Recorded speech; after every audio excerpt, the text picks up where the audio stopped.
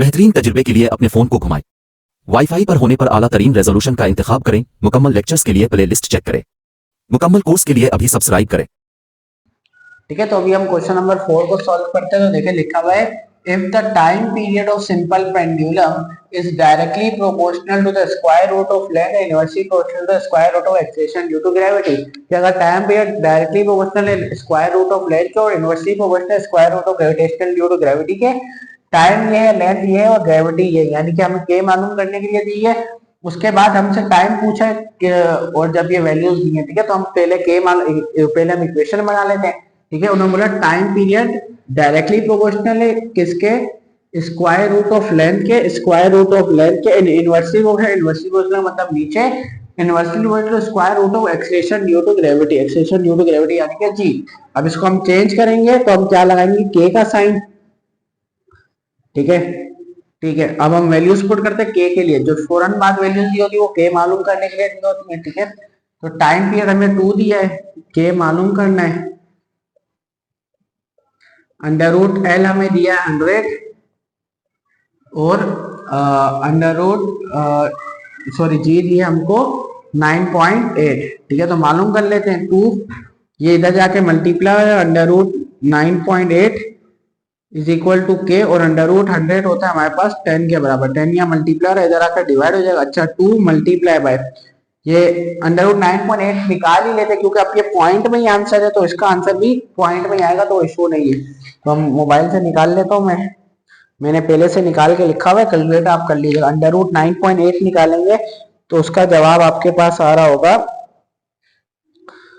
9.8 निकालना और उसको 2 से मल्टीप्लाई कर लें। ठीक है, दोनों काम एक ही स्टेप में कर लें तो उसका आंसर आ रहा है 6.2620। ठीक है, और 10 यहाँ आकर डिवाइड हो जाएगा। ठीक है, के हमको मालूम करना है, जब आप इसको इससे डिवाइड करेंगे तो आंसर आएगा 0.6260। ठीक है, ये तो हमें के की वैल्यू पॉइंट में है, कोई मसला नहीं, क्योंकि 9.8 और पहले से पॉइंट में तो आंसर वैसे ही पॉइंट में आएगा। ठीक है, तो पॉइंट में आगे के का मसला नहीं। अब अगेन हमसे क्या पूछा है, हमसे उन्होंने पूछा है टाइम पीरियड निकालो। ठीक है, तो हम लिख देते हैं फॉर टी, यानी कि टाइम पीरियड निकालना है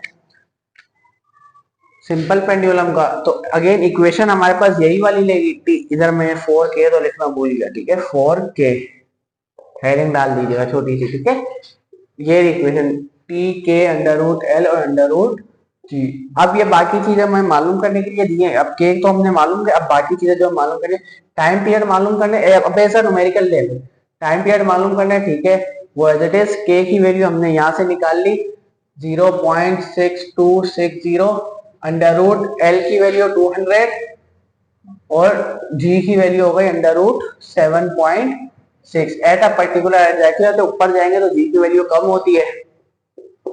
अब हम इसको सॉल्व कर लेते हैं। ठीक है, जब आप अंडर रूट 200 निकालेंगे, ये 0.6260 अंडर रूट 200 निकालेंगे तो उसका आंसर आएगा आपका 14.14 और डिवाइड बाय अंडर रूट 7.6 निकालेंगे उसका आंसर आएगा 2.756। अब इन दोनों को मल्टीप्लाई करें, जो आंसर है उससे इसको डिवाइड करना है, एक साथ नहीं लिखा।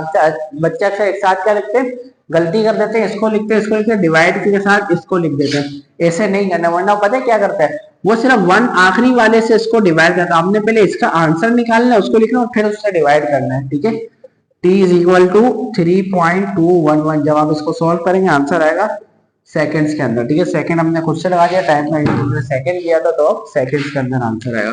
आई होप सो आपको समझ में आएगा। पार्ट नंबर 5 खुद करने की कोशिश करें, नहीं समझ में आता तो आगे वीडियो देखना।